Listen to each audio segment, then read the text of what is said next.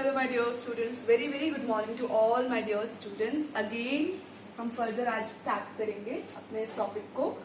कल जो मैंने एंड किया था टॉपिक, तब मैंने आप लोगों को डायग्रामेटिक रिप्रेजेंटेशन दिया था डाइजेस्टिव सिस्टम का, ह्यूमन बीइंग का. ठीक है, तो हमने बताया कि किस तरीके से एलिमेंट्री कैनाल स्टार्ट होती है माउथ से, फिर एंड होती है एनस तक, एंड वेरियस टाइप के पार्ट्स हमने बात करी. स्टमक के 3 पार्ट्स, लार्ज इंटेस्टाइन के 3 पार्ट्स, स्मॉल इंटेस्टाइन के 3 पार्ट्स. ठीक है, हमने अपेंडिक्स भी बताया, फिंगर लाइक प्रोजेक्शन होती है जो स्मॉल इंटेस्टाइन और लार्ज इंटेस्टाइन के जंक्शन में प्रेजेंट होती है. ठीक है, फिर हमने स्टार्ट किया माउथ.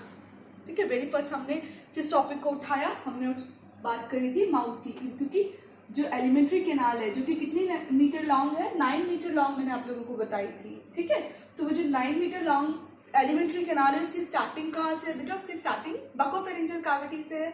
और बकोफेरिंजियल कैविटी किसका कॉम्बिनेशन है? बकल कैविटी प्लस फेरिंग्स का कॉम्बिनेशन है. ये भी मैंने आप लोगों को बताया. तो अब फेरिंग्स को रख देते हैं साइड में, बिकॉज वो तो कॉमन पैसेज है.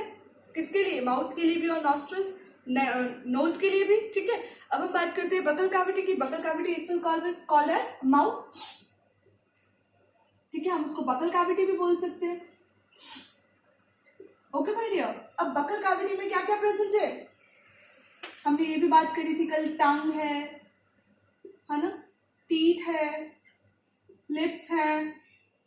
ठीक है, ये सारी चीजें हैं. ठीक है, उसके अलावा हमने एक चीज और जानी कि बकल कैविटी की जो रूफ है उसको हम पैलेट बोलते हैं. ठीक है, और वो जो पैलेट है बेटा वो किसकी बनी हुई है? क्वेश्चन ये भी आ जाता है कभी कभार. The palate is basically made up of maxilla bone. आप लिख लो इसको कहीं पे. Palate is made up of maxilla bone. ठीक है, तो पैलेट किसकी बनी हुई है बेटा? मैक्सिला बोन की बनी हुई है. जो हमारी रूफ है ना, माउथ का जो रूफ है, वो जो छत है वो मैक्सिला बोन का बना हुआ है. ठीक है, चलिए तो आज हम अब स्टार्ट करेंगे टंग के साथ, कि माउथ में जो हमारी टंग है हम उसके साथ स्टार्ट करेंगे. Tongue, we all know tongue क्या है? वेरी फ्लैशी, muscular, glandular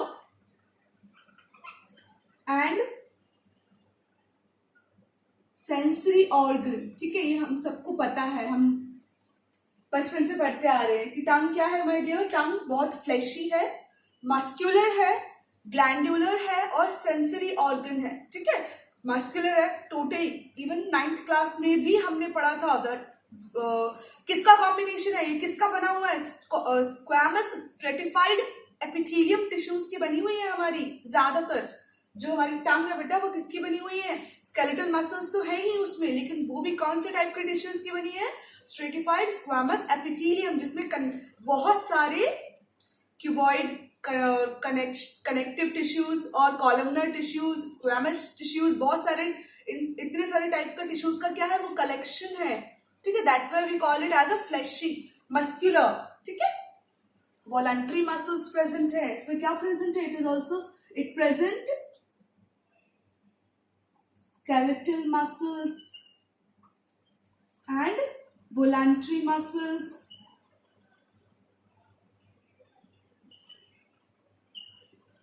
ठीक है, वॉलंटरी मसल्स क्यों? बिकॉज टंग हमारे कंट्रोल में है. वी नो ना, इनवॉलंटरी एंड वॉलंटरी एक्शंस हमें पता है ना. बॉडी के अंदर वॉलंटरी मसल्स किसको बोलते हैं और इनवॉलंटरी मसल्स हमने 9th क्लास में पढ़ा था बहुत अच्छे से. तो इनवॉलंटरी मसल्स बेटा वो टिश्यूज से बनी हुई जो ऑर्गन है जो हमारे कंट्रोल में नहीं होते. लाइक हमारा हार्ट हो गया. ठीक है, इंटरनल जो डाइजेस्टिव ऑर्गन्स हो गए और एक्सक्रीटरी ऑर्गन्स हो गए, ब्रेन हो गया, न्यूरॉन्स हो गए, ये हमारे कंट्रोल में नहीं है. बट अगर मैं बात करूं वॉलंटरी मसल्स की, ठीक है, जैसे कि स्किन है, ठीक है, और आई व्यू करना, हमें देखना, बोलना, टंग, ये सब तो क्या है बेटा? ये हमारे कंट्रोल में है.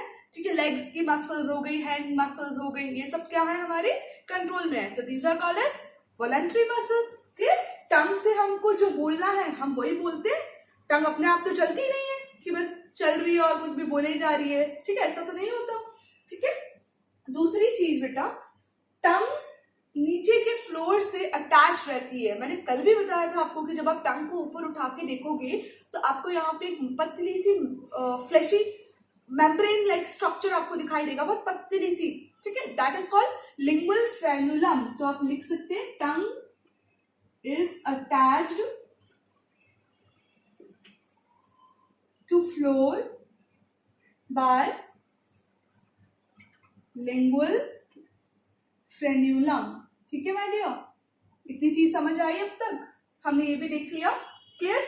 इसके बाद बेटा एक चीज और एक्स्ट्रा ये भी मैं आपको बताती हूँ कि टंग के नीचे यहाँ पे जब आपने कभी स्केलेटन को कभी वॉच किया हो तो एक तो ये हमारी मैंडिबुलर जॉ है, ठीक है, मैंडिबुलर बोन से बनी हुई है, और जस्ट इसके नीचे यहाँ पे जिस स्केलेटन से, जिस बोन से हमारी टंग बेसिकली जो मसल्स है वो पूरा जुड़ा हुआ है, that is hyoid bone. So we can even say कि टंग के जस्ट नीचे कौन सी बोन प्रेजेंट है, हायोइड बोन प्रेजेंट है। तो ये भी लिख दो, बिकॉज इससे भी कभी कभी क्वेश्चन आ जाता है, हमें ये नॉर्मल सी चीजें पता होनी चाहिए। तो हायोइड बोन प्रेजेंट बिलो टंग, ठीक है। अब हम आ जाते हैं आगे, टंग हमने देख लिया किस टाइप का ऑर्गन है, ठीक। Tongue is having numerous papillae, tongue के ऊपर हैविंग मैनी, मैं डायग्राम अभी बना के बताती हूँ आपको, फिंगर लाइक प्रोजेक्शंस,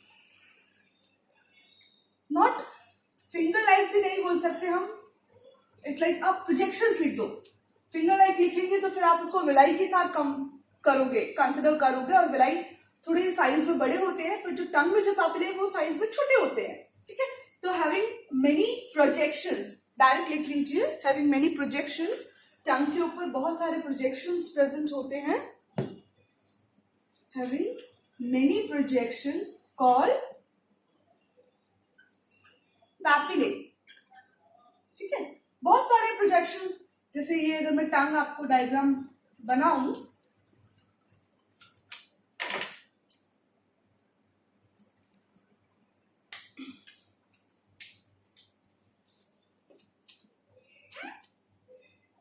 मैंने टंग का स्ट्रक्चर बनाया,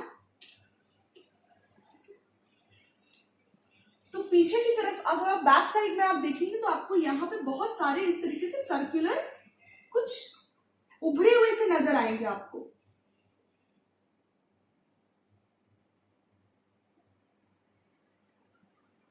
ठीक है। साइड में आपको टंग के अगर आप बहुत ध्यान से देखोगे तो आपको इस तरीके के फिंगर लाइक नहीं, कुछ स्ट्रेच मार्क्स जैसे आपको नजर आएंगे, इस तरीके से आपको कटिंग्स नजर आएंगी, इस तरीके की उभरी हुई लाइंस आपको नजर आएंगी टंग के बिल्कुल साइड में, ठीक है।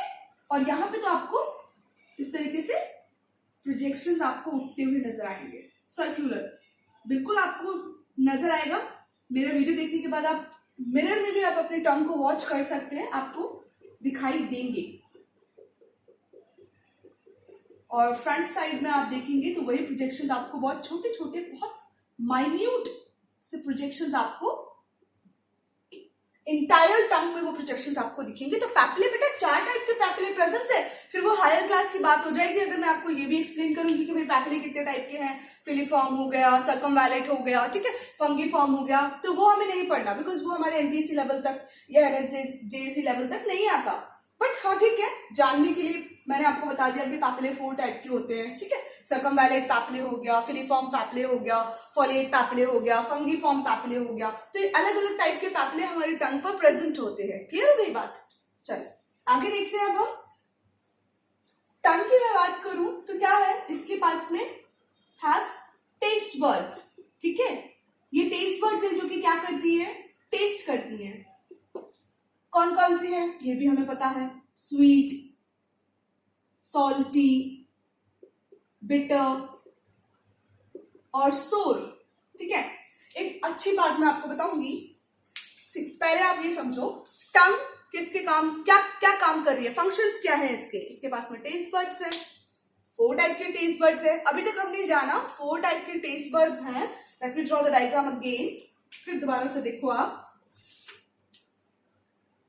और हमने हर बुक में क्या जाना, इवन हमारी एनसीईआरटी बुक भी वो फॉलो करती है उस चीज को कि आगे की तरफ में स्वीट टेस्ट है, ठीक है, मतलब टेस्ट इन द सेंस जो टंग के जो फ्रंट में जो प्रेजेंट है birds, that is sweet taste buds. Side की बात करें तो फिर यहाँ पे है सॉल्टी टेस्ट बर्ड्स, ठीक है। इधर की बात करें, सेंटर में जो है that is bitter taste buds, और यहाँ साइड में बात करें तो दैट इज सोर टेस्ट बर्ड्स, ठीक है। इस तरीके से टेस्ट बर्ड्स प्रेजेंट है। बट रिसेंट जो अभी डिस्कवरीज हुई है माय डियर, उसके हिसाब से साइंटिस्ट बोल चुके हैं कि ऐसा नहीं होता कि टंग के ऊपर पर्टिकुलरली कोई टेस्ट बर्ड्स है कि यहाँ पे सिर्फ सॉल्ट का टेस्ट आएगा, यहाँ पे आगे की तरफ से स्वीट का टेस्ट आएगा, ऐसा नहीं होता।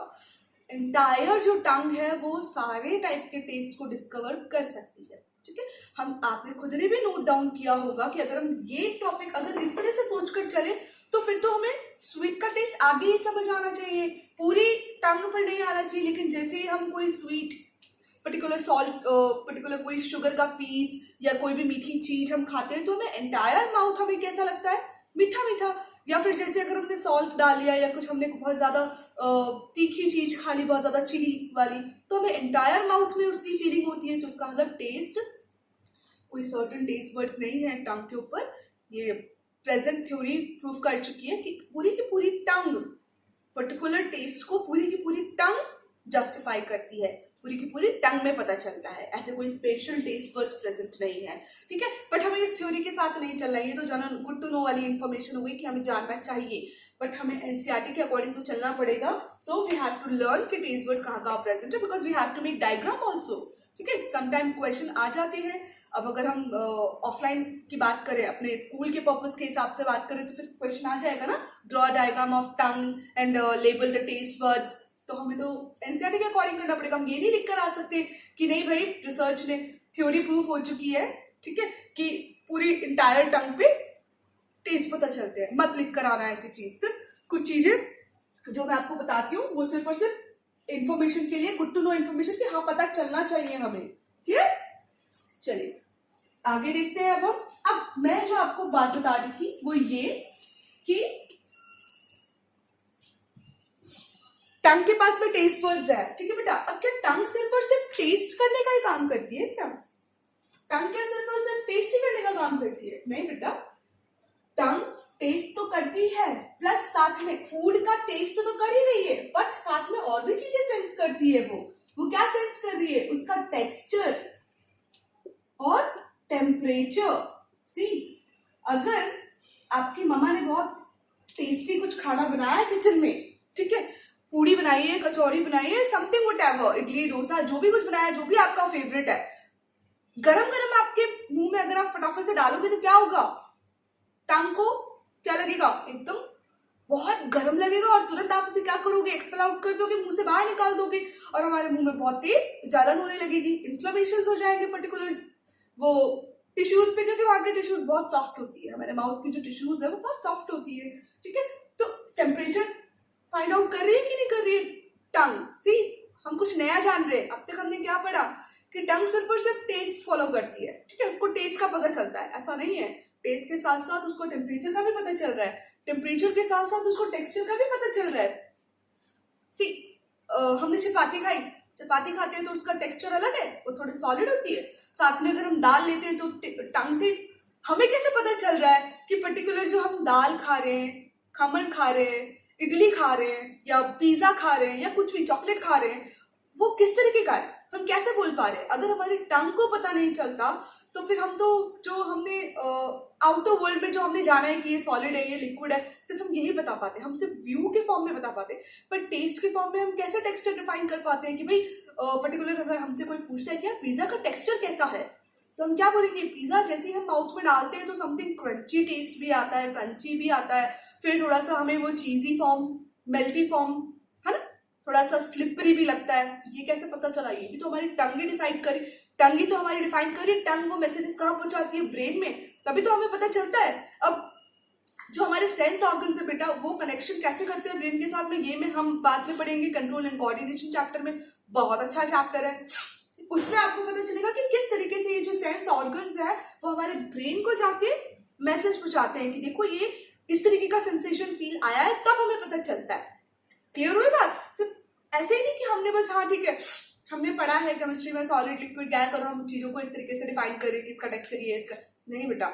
हम जो भी खा रहे हैं, हम उस खाने की चीज को, आपको खुद को पता है, अगर आपसे बोल दिया जाए कि आप खिचड़ी को एक्सप्लेन करो तो आप उसका टेस्ट बता सकते हैं, आप उसका टेक्सचर बता सकते हैं, और आप उसका टेम्परेचर भी बता सकते हैं। ठीक है, गरम गरम, ठंडा, समझ में आ रही है बात? तो टंग क्या कर रही है, टेस्ट के साथ साथ उस पर्टिकुलर फूड का टेक्सचर भी डिसाइड पता लगाती है, मतलब उसको पता चलता है, और साथ में उसका टेम्परेचर भी पता चलता है। ठीक है माय डियर, चलिए अब एक चीज में आपको एक ये भी गुड टू नो वाली बात है कि जो मैंने आपको बताया ना अभी, लिंगुअल फ्रेनुलम, ये क्या है, ये टंग को फ्लोर से अटैच करती है। कई बार ऐसे बच्चे होते हैं, आपने देखा होगा, हमें ये जानने को मिलता है कि कुछ बच्चे बोल नहीं पाते। ठीक है, छोटे बच्चे हैं, वो अपनी जीभ को उठा नहीं पाते। वी ऑल नो कि हम जो बोल पाते हैं वो किस वजह से बोल पाते हैं, बिकॉज हम अपनी टंग को क्या कर सकते हैं, मूव कर सकते हैं, ट्विस्ट एंड टर्न कर सकते हैं, तभी हम अक्षरों को प्रोनाउंस कर पाते हैं, स्पेल कर पाते हैं। अगर हमारी टंग फ्लिप एंड फ्लॉप नहीं करेगी तो हम नहीं बोल पाएंगे। बात समझ आई? लेकिन समटाइम्स कुछ बच्चों में ऐसा होता है, कुछ छोटे बच्चों में ऐसा होता है कि ये जो लिंगुअल फ्रेनुलम है बेटा, ये लिंगुअल फ्रेनुलम जो टंग के नीचे की जो लेयर है, अटैचिंग लेयर है, वो बहुत छोटी होती है, साइज में बहुत छोटी होती है। समझ आ रही है बात? आप खुद भी प्रैक्टिकल इसको चीज को करके देख सकते हैं। मिरर के सामने जाकर आप अपनी टंग को ऊपर उठा के देखेंगे इस तरीके से, तो आपको खुद को पता चलेगा कि हमारी टंग प्रॉपर ऊपर तक मूव कर रही है, और हम काफी रैपिडली, फ्लेक्सिबिलिटी से हम वर्ड्स को प्रोनाउंस कर पाते हैं। पर कुछ बच्चे नहीं बोल पाते, छोटे बच्चे हैं, पता नहीं चलता, पर जैसे जैसे वो बड़े होते हैं एंड वी फाइंड आउट कि वो बच्चा ढंग से वर्ड को प्रोनाउंस नहीं कर पा रहा, क्योंकि उसकी वो अपने टंग को उठा ही नहीं पाता। तो वो केस क्या है, उसके केस में टंग के नीचे, ये टंग है, इसके नीचे की जो ये लेयर है, ठीक है, लो जो मस्कुलर पतली सी जो फ्लैशी मेम्ब्रेन है, वो क्या है, साइज में छोटी होती है, बहुत छोटी हो जाती है, जिसकी वजह से वो टंग को प्रॉपर नहीं उठा पाते। क्लियर? तो उस केस में उस पर्टिकुलर डिसीज को बोला जाता है एंकाइलोग्लोसिया। उसको क्या बोला जाता है, उस डिसीज को एंकाइलोग्लोसिया, या फिर उसको टंग टाइड भी बोलते हैं, कि मतलब उसकी जो टंग है वो क्या हो गई, टाइड हो गई, बंध गई, इसलिए वो बोल नहीं पा रहा है। ठीक है, ये भी एक इंफॉर्मेशन के रूप में मैंने आपको बता दिया है। चलिए, इन फंक्शंस के अलावा कि भाई उसके पास में टेस्ट बड्स है, वो टेस्ट करती है, इसके अलावा ये भी पता है आपको कि और क्या फंक्शंस हैं टंग के, मास्टिकेशन करने में हेल्प करती है वो। ठीक है, फूड के मास्टिकेशन में, फूड के इंजेशन में। भाई इनटेकिंग ऑफ फूड तो टंग की वजह से ही है, अगर टंग नहीं होगा तो पॉसिबल ही नहीं है ना कि हम फूड को माउथ में ले पाए और उसका स्वेलो कर पाए, तो स्वेलोइंग में हेल्प करती है। बाकी तो हमें पता ही है कि वो टेस्टिंग में तो हेल्प करती ही है। ठीक है, इसके अलावा to speech, it also helps in to speech, ये हमें बोलने में भी तो हेल्प कर रही है, इसको तो हम भूल ही रहे हैं। हम बोल किसकी वजह से रहे हैं, हम टंग की वजह से ही तो बोल पा रहे हैं। हमारे जो वोकल कॉर्ड से जो वॉइस निकलती है, दैट इज नॉट आ ई ऐसा कुछ नहीं निकलता, एबीसीडी नहीं निकलता वहां से सिर्फ एक साउंड निकलती है। बस उस साउंड्स को वर्ड कहां से मिल रहे हैं, वो हमारी टंग की वजह से मिल रहे हैं। ठीक है, एक पर्टिकुलर साउंड आ रही है और उसमें हम क्या कर रहे हैं, टंग को मूव कर रहे हैं। समटाइम वो टंग क्या हो रही है, हमारे पैलेट से टच कर रही है, तो हम त जैसे शब्दों का प्रयोग कर पा रहे हैं। ठीक है, समटाइम जो हमारी टंग है वो सेंटर में ही प्रेजेंट है, तो हम अ के जैसे शब्दों का प्रयोग कर पा रहे हैं। ठीक है, तो with the help of tongue हम बोल पाते हैं। तो टंग का टॉपिक तो मैंने यहाँ पे खत्म कर दिया। अब हम बात करते हैं, टेस्ट बर्ड्स मैंने आपको बताई दिए। ठीक है, एक चीज आपको और मैं बताना चाहूंगी, उससे पहले एक क्वेश्चन आप नोट करो। वो क्वेश्चन आप बच्चों मुझे जरूर करना। बच्चे, सभी बच्चे मुझे मैसेज करते हैं आंसर्स, मुझे बहुत अच्छा लगता है कि चलो आप लोग वीडियो देखते हो, समझते हो और क्वेश्चंस भी आप करते हो। एक क्वेश्चन और है, लेट मी सी कौन बता पाता है। ऐसी कौन सी डाइट है जो हम डेली कंज्यूम करते हैं बेटा, डेली, लेकिन उसका हम टेस्ट नहीं बता सकते। द डाइट, या फिर रुको, what is the taste of that diet which we consumes daily. ठीक है, जरूर बताना बेटा मुझे, आई वॉन्ट टू नो कि कितने बच्चे मुझे मैसेज करेंगे इसका आंसर। ऐसी कौन सी डाइट है जो डेली कंज्यूम करते हैं माय डियर, लेकिन हम उसका टेस्ट नहीं बता पाते, वही बताना है हमें। क्वेश्चन मेरे को लगता है मैंने फ्रेम गलत कर दिया। व्हाट इज द डाइट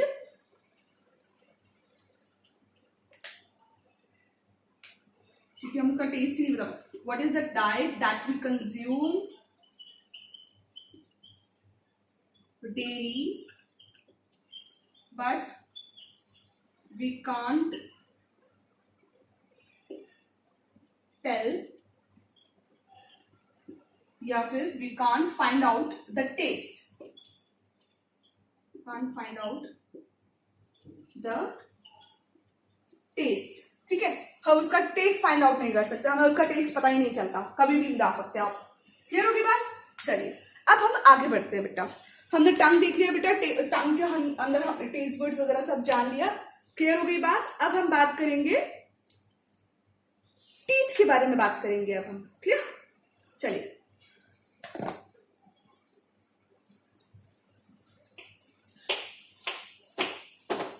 अच्छा, सेवरल टाइम्स हम कहते हैं कि यार इस खाने का टेस्ट ये है, पिज्जा का टेस्ट ऐसा है, चॉकलेट का टेस्ट ऐसा है। ठीक है, बट मीनवाइल हमें टेस्ट के साथ साथ एक और वर्ड सुनने को मिलता है, दैट इज फ्लेवर।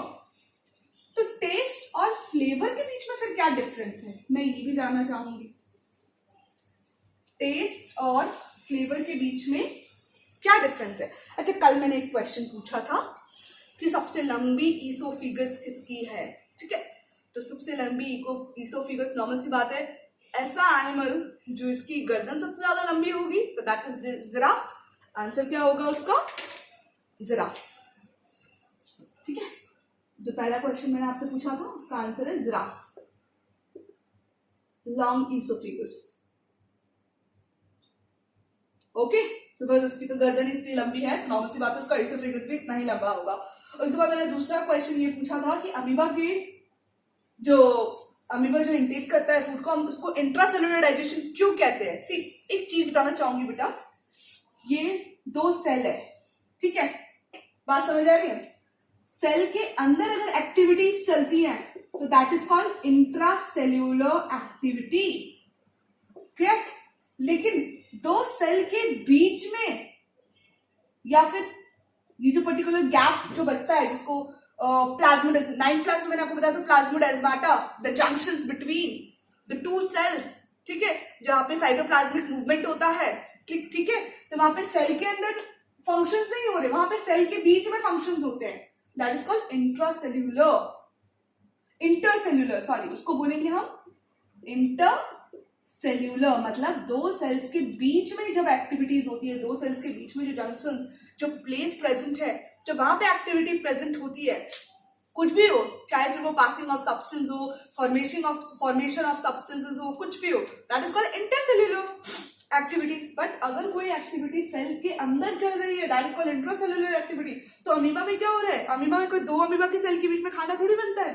ठीक है, वहां पे डाइजेशन 2 सेल्स के बीच में थोड़ी हो रहा है। सेल्स के डाइजेशन कहाँ हो रहा है? अमीबा अपना डाइजेशन कहाँ कर रही है? सेल के अंदर ही कर रही है। ठीक है, सिरोपोडिया के थ्रू ग्रैप्चर कर लेती है, ग्रैप कर लेती है, दैट इज कॉल्ड फेगोसाइटोसिस। उसके बाद वैक्यूल के अंदर डाइजेस्टिव एंजाइम्स होते हैं, पर्टिकुलर फूड डाइजेस्ट होने के बाद में पूरा का पूरा सेल के अंदर स्प्रेड आउट हो जाता है। ठीक है, एसिमिलेशन की प्रोसेस हो जाती है। तो वो पर्टिकुलर फंक्शन कहाँ हो रहा है? वो पर्टिकुलर अमीबा के सेल के अंदर ही वो फंक्शन हो रहा है, that's why it is called intracellular digestion. अभी कोई कंफ्यूज नहीं होगा बच्चा इसमें। ठीक है, इंट्रासेल्यूलर और इंटरसेल्यूलर में कोई डिफरेंस, कोई भी बहुत भारी चीज नहीं है। चलिए अब हम आगे बढ़ते हैं बेटा। हाँ, तो मैं आप लोगों से बात कर रही थी, what is the difference between taste and flavour. Taste और फ्लेवर के बीच का डिफरेंस क्या है? सी, आप में से हर कोई बच्चा, एक तो नहीं बोलूंगी, आप हर कोई बच्चा किसी भी चीज का, अगर मैं आपको कुछ खाने को दूं या आप जो भी एंटायर लाइफ में जो भी कुछ कंज्यूम कर रहे हैं सुबह से लेकर शाम तक, रात तक, आप सबका टेस्ट बता सकते हैं। आपको पता है आपको चावल का टेस्ट, ठीक, कच्चे चावल, रॉ राइस और कुक्ड राइस दोनों का टेस्ट अलग अलग है। नहीं पता हो तो अभी जाकर टेस्ट करके देखना। कच्चे चावल का टेस्ट अलग होगा, बॉइल्ड राइस का टेस्ट अलग होगा, ठीक है। रॉ पल्सेस का टेस्ट अलग होगा, कुक्ड पल्सेस का टेस्ट अलग होगा, ठीक है। तो हर एक फूड आइटम का टेस्ट अपना अलग अलग हम बता सकते हैं। जैसे कि अगर मैं बात करूं पर्टिकुलर डेयरी मिल्क की बात करूं तो आप बता सकते हो उसका टेस्ट कैसा है, स्वीटी है, ठीक है। अगर मैं बात करूं पानी पूरी की, भाई सबको क्रेविंग होती है उसकी, क्या बोलेंगे आप उसका टेस्ट कैसा है, थोड़ा तीखा है, थोड़ा सा उसमें नमक भी होता है, खट्टापन भी होता है, ठीक है, क्रंचीनेस भी आती है बिकॉज पानी की जो पूरी है। रोटी की मैं बात करूं, आप बता सकते हो उसका टेस्ट कैसा है, अगर नमक डला हुआ है तो नमकीन है, अदरवाइज उसका कोई ऐसा कुछ टेस्ट आपको कैसा लगेगा, वीटी लगेगा, फ्लोरी लगेगा, ठीक है।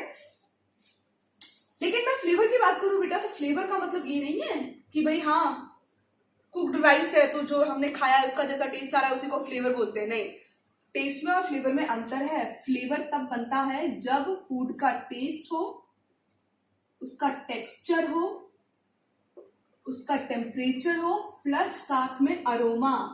अरोमा का मतलब उसकी स्मेल। समझ लो मेरी बात को। नॉर्मल सी बात है बेटा, अगर हमें किसी फूड का टेस्ट पता चलता है ना, वो तब पता चलता है जब हमको स्मेल आ जाती है, ठीक है। अगर आपकी नाक बंद कर दी जाए, या समटाइम्स आप खुद देखना, जब हमें जुकाम हो जाता है, हमें बहुत भारी जुकाम हो रखा है, नाक बिल्कुल ब्लॉक है, हम सांस ही नहीं ले पा रहे, हमें बुखार हो जाता है, ठीक है, तब आप जो पर्टिकुलर वही फूड आइटम जो आपको बहुत पसंद है, जब आप बहुत ठीक होते हो, आप मम्मी से रोज बनवा के खाते हो कि मम्मी ये बनाते मुझे बहुत पसंद है, फेवरेट आइटम जिसको बोलते हो ना, फेवरेट डिश है मेरी ये, एनर्जी के साथ खाते हैं जब हम उसको। लेकिन जब हम वही डिश बीमारी के टाइम पे खाते हैं, जब हम जुकाम हो रहा होता है, बुखार हो रहा होता है, तो हमें उसका टेस्ट अलग लगता है। ऐसा लगता है ये अच्छा नहीं बनाया मम्मी आपने, मम्मी बिल्कुल अच्छा नहीं लग रहा मुझे, चाहे फिर वो पिज्जा हो, चाहे आपकी फेवरेट फूड आइटम हो, कुछ भी हो, चाहे मैगी हो, चाहे जंक फूड हो, बर्गर हो, हमें अच्छा नहीं लगेगा। क्यों? उसका टेस्ट तो नहीं बदला बेटा, हमें क्या हुआ, हमारा फ्लेवर बदल गया, उसका फ्लेवर बदल गया। क्यों? क्योंकि हमें उसकी स्मेल नहीं आ पाई। बात समझ में आई?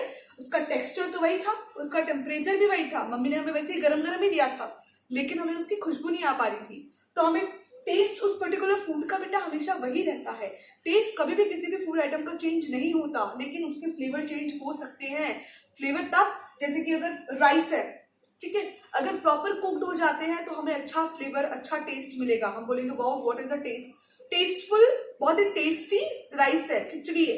लेकिन अगर वही राइस में चावल प्रॉपर कुक्ड नहीं हो पाया, मतलब टेक्सचर उसका प्रॉपर नहीं हो पाया, समझ में आ रही बात? टेक्सचर मतलब आधे पक्के रह गए, आधे कच्चे रह गए चावल, तो क्या उसमें आपको टेस्ट नजर आएगा? आप जब उसे खाओगे तो आप क्या बोलोगे, अरे यार मजा नहीं आया, ये तो पके नहीं है चावल, ठीक है। वही कभी कभार जैसे कि दिन में आप जाते हैं, स्कूल के बाद घर जाएंगे तो ठंडा खाना दे देते हैं मम्मी। सुबह मम्मी ने बनाई है बहुत अच्छी मैगी बनाई है या इडली डोसा बनाया है, लेकिन दोपहर तक वो ठंडा हो जाता है और हमको जाके मम्मी बोलती है ठीक है तू खा ले। तो क्या आप ठंडा खा लोगे तो आपको वो टेस्ट कैसा आएगा? आप जब उसको ठंडा खाओगे, वही चीज गर्म खाना और वही चीज ठंडा खाना, दोनों में फर्क आपको नजर आएगा, ठीक है। आप क्या बोलोगे मैं ठंडा नहीं खा सकता, इसमें तो कोई टेस्ट ही नहीं आ रहा। क्यों? टेम्परेचर का फर्क पड़ गया। तो जिस फूड आइटम में, जिस फूड के साथ में हम टेस्ट के साथ में टेक्सचर, टेम्परेचर और फ्लेवर जुड़ा होता है, दैट एरोमा जुड़ा होता है, दैट इज कॉल्ड फ्लेवर, ठीक है। और टेस्ट तो हर एक फूड आइटम का, अर्थ के ऊपर जितने भी फूड आइटम है, इवन आप प्लांट की लीव्स देख लो, आप वुड देख लो, पेपर देख लो, सबका अपना अपना टेस्ट है। लेकिन जब उसके साथ में उसका टेक्सचर, टेम्परेचर और अरोमा जुड़ता है बेटा, तो दैट बिकम्स फ्लेवर। क्लियर? अब हम बात करते हैं study of teeth, that is called odontology. अब हम टीथ के बारे में बात करेंगे। Teeth, study of teeth is called odontology, ठीक है। टीथ की स्टडी को बेटा ओडोंटोलॉजी बोलते हैं। हम कहते हैं ना ओडोंटोलॉजिस्ट के पास चलते हैं, डेंटोलॉजिस्ट के पास चलते हैं, क्लियर हो रही है बात? ठीक है, डेंटिस्ट के पास चलते हैं, the word comes from, that words come from only from the dentist word, dental word से आया है एक वर्ड, ठीक है। नाउ टीथ का क्या काम है? टीथ का काम है मास्टिकेट करना, ग्राइंड करना, टीयर करना, ये सब हमें पता है। इसके बाद सबसे पहली चीज तो हम ये देख लेते हैं कि जो अटैचमेंट होता है, अटैचमेंट ऑफ टीथ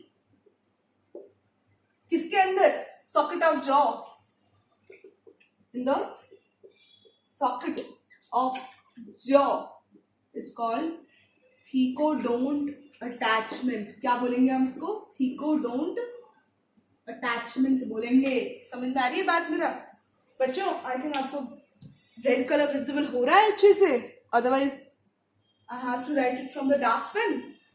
चलो डार्क पेन से लिखते हैं बेटा आपके लिए, ठीक है?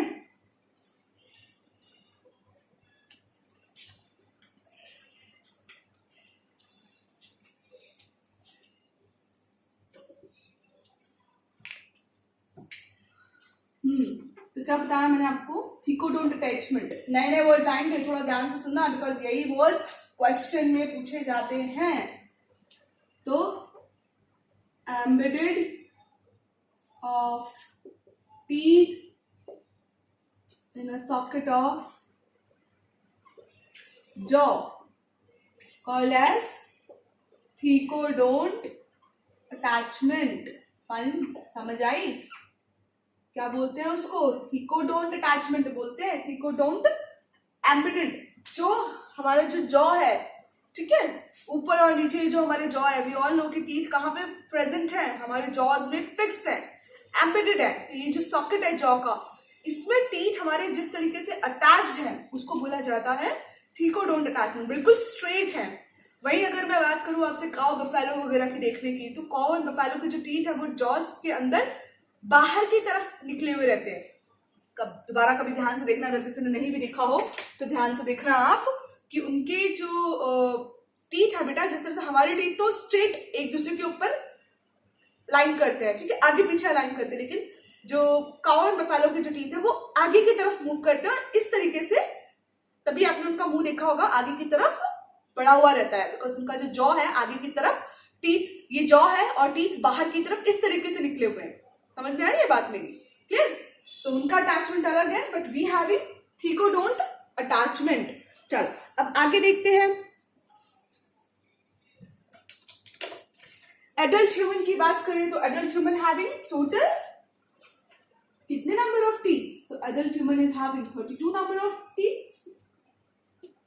ये भी हमें पता है कि 32 नंबर टीथ्स प्रेजेंट होते हैं एडल्ट ह्यूमन बॉडी में, बट ये भी मैं आपको बता दूं इट इज नॉट नेसेसरी, ठीक है? हम जिसको विजडम टूथ कहते हैं ना, मोलार्स के जो सबसे एंडिंग वाले टीथ होते हैं, वो सम ऑफ देम एडल्ट पर्संस के अंदर नहीं आते हैं, ठीक है? तो फिर 28 ही रहते हैं। मेजॉरिटी में अगर देखा जाए तो adult human is having 28 number of teeth. But बात करते हैं हम, जब हम साइंस के फैक्ट पर बात करते हैं, तो टोटल नंबर ऑफ टीथ जब देखेंगे तो दैट इज 30। सम पर्संस में वो 4 टीथ, विजडम के टीथ, मोलार्स के जो विजडम टीथ है वो नहीं आते हैं, उनकी एंटायर लाइफ तक नहीं आते हैं, पर जब आते हैं तब तो हम कंसिडर करेंगे, तो it is 32 number of teeth. इसके बाद बात करते हैं set of teeth. Set of teeth my dear, human beings के अंदर 2 सेट्स ऑफ टीथ निकलते हैं। That is first one is milk teeth, ठीक है, and the second one is permanent teeth. Milk teeth को कई बुक्स में डेसिडुअस टीथ भी लिखा हुआ रहता है। डेसिडुअस टीथ, क्योंकि ये टीथ क्या हो जाते हैं? झड़ जाते हैं। झड़ जाते हैं इन द सेंस, आप बात करेंगे बेसिकली, वैसे तो देखा जाए 6 to 12 मंथ्स के अंदर बच्चों के टीथ आना स्टार्ट होते हैं, ठीक है? एंड अबाउट जब बच्चा बड़ा होता है तो समथिंग 7 साल से लेके 10-12 साल तक वो जो मिल्क टीथ है वो क्या हो जाते हैं? धीरे धीरे टूट के गिरने लगते हैं, ठीक है? ज्यादातर बच्चों में, कई बच्चों में जल्दी भी स्टार्ट हो जाता है, फ्रॉम द वेरी 5 years, ठीक है? 5 साल से भी, मतलब 5 साल से 10-12 साल तक आप एवरेज ले लो। जो मिल्क टीथ है वो धीरे धीरे क्या होते हैं? टूटते हैं, और उसकी जगह क्या आने लगते हैं? परमानेंट टीथ आने लगते हैं। बट इसमें भी केस है माय डियर, ये भी आपको देखना है कि इन चिल्ड्रंस या फिर इन चाइल्डहुड मोलार्स ग्रो करते हैं इन प्लेस ऑफ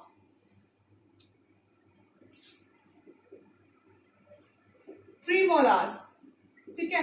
पहली बात तो ये समझिए आपको कि जो छोटे बच्चे होते हैं, ठीक है, फ्रॉम अबाउट 10 years तक, उनके पास में प्रीमोलार्स टीथ ग्रो नहीं करते, ठीक है? मोलार्स उनकी जगह पर ग्रो करते हैं। इंसिजर्स कैनाइन्स एंड देन फिर मोलार्स। प्री मोलार्स नहीं ग्रो करते स्टार्टिंग में। जब मैं आपको डेंटिशन का फॉर्मूला बताऊंगी तब आपको समझ आएगा, दैट इज 2102, समझ आ जाएगा कि प्री मोलार्स चाइल्डहुड जो बच्चे हैं, छोटे बच्चे हैं, उनमें प्री मोलार्स ग्रो नहीं करते, उनकी जगह मोलार्स ग्रो करते हैं। बात समझ आ गई? पहले तो ये चीज होगी। उसके बाद मैं आपको बताती हूँ कि जो मोलार्स है बेटा, जब बच्चा बढ़ जाता है, ग्रो कर जाता है 12 साल के बाद में, 10-12 साल के बाद में, तो मिल्क टीथ कौन से झड़ रहे हैं उसके? इंसिजर्स और canines. Only incisors and canines ही टूट कर गिरते हैं, ना कि मोलार्स। मोलार्स टूट के नहीं गिरते, ठीक है? मोलार्स तो परमानेंटली होते हैं बचपन से। बात समझ आ रही है? सिर्फ और सिर्फ इंसिजर्स और कैनाइन्स ही टूट कर गिरते हैं, which is called as milk teeth. फिर जब बच्चा बड़ा होता है, परमानेंट टीथ आने लगते हैं, इंसिजर्स और कैनाइन्स, तब उसके साथ साथ प्री मोलार्स भी आने लगते हैं और मोलार्स पीछे की तरफ मूव कर जाते हैं। क्योंकि नॉर्मल सी बात है, इंसिजर्स कैनाइन्स के बाद में जब प्री मोलार्स ग्रो करने लगते हैं तो वो गैप, जो क्योंकि सॉकेट भी बड़ा हो रहा है, जॉ भी बड़ा हो रहा है, तो वो ऑब्वियसली मोलार्स क्या हो जाते हैं? पीछे की तरफ मूव कर जाते हैं, ठीक है? ये प्रोसेस होती है बच्चों के अंदर। तो ये भी आपको याद रखना है। मिल्क टीथ, सबको मिल्क टीथ नहीं बोलते हैं। पहली बात तो ये, बच्चों में जब टीथ ग्रो करते हैं तो इंसिजर्स, कैनाइन्स एंड मोलार्स होते हैं, प्री मोलार्स नहीं होते, ठीक है? प्री मोलार्स की जगह पर जहां आज हमारे प्री मोलार्स प्रेजेंट है, वहां पे बच्चों के मोलार्स प्रेजेंट होते हैं। और जब बच्चा बड़ा होता है धीरे धीरे, और जब उसके डेसिडस होने की कंडीशन आ जाती है, तो बच्चे के जो इंसिजर्स और कैनाइन्स है वो धीरे धीरे टूटते हैं। एंटायर इंसिजर्स एंड कैनाइन, बेटा सारे इंसिजर्स और कैनाइन टूटते हैं। ऊपर के 4 और 2 कैनाइन, नीचे के 4 इंसिजर्स और 2 कैनाइन। बात समझ आ रही? तो 6 और 6 पूरे 12 टीथ झड़ जाते हैं और उनके नए परमानेंट टीथ आते हैं, और उसी बीच में उनके प्री मोलार्स भी आने लग जाते हैं। तो एक परमानेंट टीथ फिर ग्रो करते हैं। उसके बाद एक बार मिल्क टीथ टूट जाएंगे तो परमानेंट टीथ तो आएंगे, लेकिन अगर परमानेंट टीथ टूट गए तो फिर वो दोबारा ग्रो नहीं करते। अगर अभी इस एज में अगर हमारे कैनाइन टूट गया, इंसिजर टूट गया, प्री मोलार टूट गया या मोलार टूट गया, तो वो दोबारा ग्रो नहीं करेंगे। सिर्फ ग्रोइंग एज में ही ये जो टीथ्स हैं वो दोबारा ग्रो करते हैं, उसके बाद ग्रो नहीं करते। बात समझ आ गई? क्लियर है इतनी बात? चलो, एक क्वेश्चन मेरे माइंड में फिर से आ रहा है। Question is, do birds have teeth? Find out करके आना बेटा, ठीक है? क्या बर्ड्स के टीथ होती है? ठीक है, चलो आगे देखते हैं। अब हम थोड़ा सा डेंटिशन के देख लेते हैं। मैंने आपको एक डेंटिशन तो बता दिया, दैट इज ट्रिकोडोंट अटैचमेंट। उसके बाद हमने बात करी कि एडल्ट ह्यूमन के पास में 32 नंबर ऑफ टीथ प्रेजेंट है और 4 different types of teeth present होते हैं ह्यूमन बीइंग के अंदर, that is incisors, canines, premolars and molars, ठीक है? ये तो हमें पता है अच्छे से, क्लियर? तो 4 अलग अलग तरीके के टीथ प्रेजेंट होने की वजह say that dentition is called heterodont dentition. Clear है? यही क्वेश्चन बनकर आ जाता है समटाइम कि which type of dentition found in human beings? Human beings में कौन से टाइप का डेंटिशन फाउंड होता है? तो बहुत सारे डेंटिशन लिखे होंगे, हेटेरोडोंट, डाइफायोडोंट, ल्यूकोडोंट, थीकोडोंट, लेकिन हमारा करेक्ट आंसर क्या होगा? हेटेरोडोंट, बिकॉज हेटेरो का मतलब होता है 4 और dont word comes from dentition. तो हेटेरोडोंट डेंटिशन मतलब 4 डिफरेंट टाइप के टीथ प्रेजेंट है। Now we all know, books में भी मिल जाएगा। इंसिजर्स का क्या काम है? To cut. कैनाइन्स का क्या काम है? और इंसिजर्स का काम बाइट करना भी है, कट करना भी। एप्पल है, हम साइड से नहीं काटते, हम उसको सामने से बाइट करते हैं, कट करते हैं। कैनाइन्स की बात करें तो टीयर करने में, ठीक है? कैनाइन्स की अगर मैं बात करूं तो सबसे ज्यादा वो वेल डेवलप्ड किसमें है? कार्निवोर्स के अंदर, ठीक है? डॉग्स हो गए, lion, tiger, because they have to tear the particular entire muscles, जो हार्ड कवरिंग होती है बफेलोज की या और भी किसी जानवर की, उनकी पूरी खाल को, मांस को अच्छे से पकड़ लेना और उसको टीयर करना। तो कैनाइन्स इज फॉर टीयरिंग, ठीक है?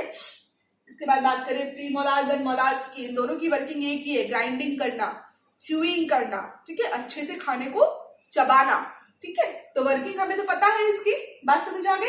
तो इतना अभी तक समझ आया। चलो नाउ आई होप इतना आपने एनसीईआरटी के अकॉर्डिंग एंड थोड़ा एनसीईआरटी से और ज्यादा मैंने आपको पढ़ाया है। टॉपिक फिर हमारा यही कंप्लीट होता है। हाँ, डेंटिशन फॉर्मूला एक बच रहा है माय डियर, बहुत बहुत इंपॉर्टेंट है वो तो। चलो फॉर्मूला देख लेते हैं एक बार और।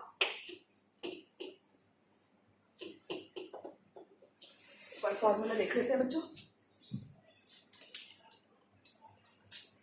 चलो सो हम पढ़ेंगे इसका लास्ट टॉपिक, डेंटल फॉर्मूला। सी डेंटल फॉर्मूला कैसे? पहली बात तो ये जो फॉर्मूला निकाला गया है वो एंटायर माउथ का नहीं है, ठीक है। मैं पहले आपको बता दूं, ये upper half jaw, lower half jaw, पूरा जो है इसका हाफ, अपर पूरा जो है उसका हाफ, सिर्फ इतना ही लिया गया है। समझ में आ रही बात? Number of teeth in upper half jaw upon number of teeth in lower half jaw into 2, whatever is come is the, वो क्या होगा, उसको लेट x ले लेते हैं, तो ये क्या होगा, टोटल नंबर ऑफ टीथ। अब देखो इधर ह्यूमन बींग्स की, सबसे पहले मैं चाइल्ड की बात करती हूँ, जो भी मैंने आपको बताया। चाइल्ड के अंदर मैं बात करती हूँ तो उसके पास में इंसीजर्स, दो ऊपर दो नीचे, हाफ, मैं हाफ साइड की बात कर रही हूँ बेटा, पूरे जॉ की बात नहीं कर रही हूँ।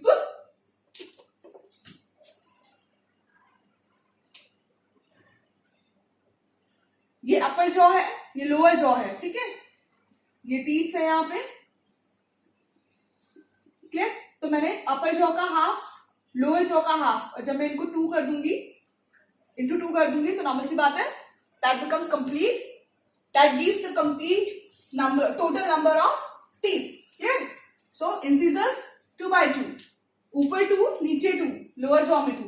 कैनाइन्स की बात करें तो अपर जॉ में 1, लोअर जॉ में 1, एंड प्रीमोलार्स की मैं बात करूं तो छोटे बच्चों में प्रीमोलार्स प्रेजेंट नहीं होते, so it is 0, and molars की बात करूं तो दैट इज अगेन 2। और वहीं मैं अगर एडल्ट ह्यूमन की बात करूं तो incisors is 2/2, canine 1, premolars again 2, and molars 3। और अगर इनको इंटू 2 करें तो आंसर इज कम, यहाँ पे तो 32 आ जाएगा, और यहाँ पे अपने पास में कितना आएगा, ये आंसर आप मुझे मैसेज करेंगे, ठीक है बच्चों, क्लियर है? I want the answer of this one. इसका तो आंसर हमें पता ही है कि 32 नंबर ऑफ टीथ प्रेजेंट है। चाइल्ड में कितने हैं? You have to answer me, message me the answer. और today's topic is complete. Next हम बात करेंगे इसके आगे के टॉपिक्स पर।